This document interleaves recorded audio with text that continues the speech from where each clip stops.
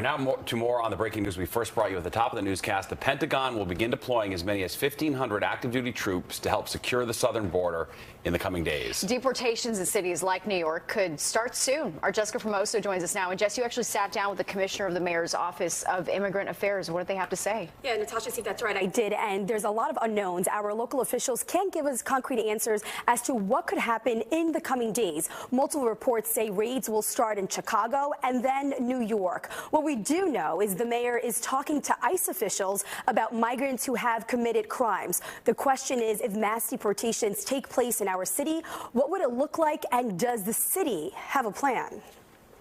On day one, I will launch the largest deportation program. Before he was sworn in, President Donald Trump was vocal about initiating the largest mass deportation in U.S. history. And in his first day in office, all illegal entry will immediately be halted, and we will begin the process of returning millions and millions of criminal aliens back to the places from which they came. While details of how and when are scarce, the commander-in-chief has said he plans to mobilize the U.S. military to enforce the operation, an operation that has many migrants on edge. No me siento seguro. I do not feel safe. I do not feel safe.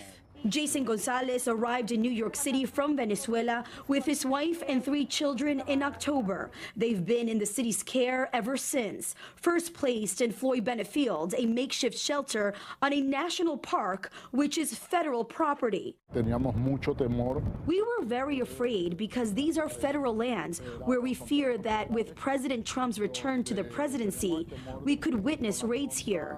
That shelter was closed earlier this month. So what would mass deportations look like across the country? They're talking about workplace raids, family separations, strict restrictions on new immigrants, and potentially deporting, they say, 11 to 20 million people. We have more than 16 million people in the United States who don't have full rights to be here.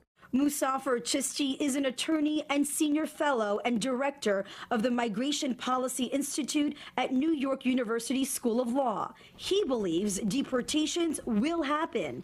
As to how many people could be deported, that remains to be seen.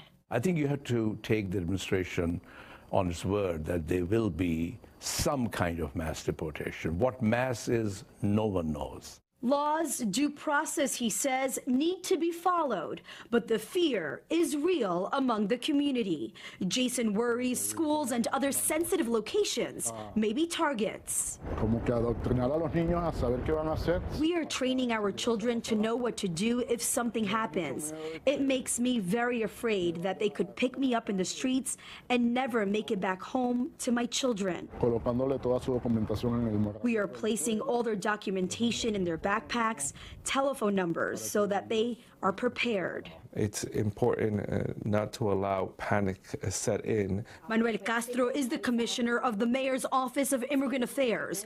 Over the last 2.5 years, he says, over 220,000 asylum seekers have arrived in New York City. Today, 51,000 remain under the city's care. That's not counting the hundreds of thousands of undocumented immigrants living for years across our city. Does the city have a plan? First thing is to make sure that our city staff at all levels is trained on our sanctuary laws and our sanctuary city policies. Now, as city employees, we cannot cooperate with enforcement, but we also cannot interfere with enforcement. But what will the city do if such plan is carried out? There is only so much we can do to protect immigrants. The federal government has said they will enforce immigration law whether they receive support from cities or not. Has the mayor or yourself or anyone in the administration been able to speak to the incoming administration? Have they been able to prepare you for anything? There's so much that's still unknown. Mayor Adams, who has met with President Trump, has been vocal about deporting migrants who have committed violent crimes. People who commit these violent crimes must be addressed. And that is our conversation with ICE. For now, all Jason and his family can do is be prepared.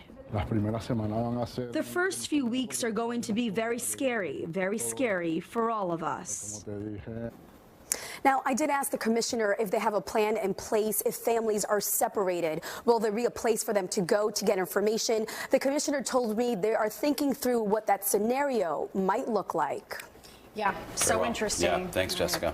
And I mean, the migrant crisis unfolding minute by minute. This is something, Steph, that you've been covering from the very beginning. Most recently, you were at the northern border. What can you tell us about what people are saying? Yeah, so it's been a long time. I worked in South Texas, as all of you know, at the southern border for almost 4 years. I watched people cross the border in search of that better life. I saw Border Patrol and ICE taking action at the front lines. In Florida, I covered the complexities of immigration and obviously the migrant crisis here.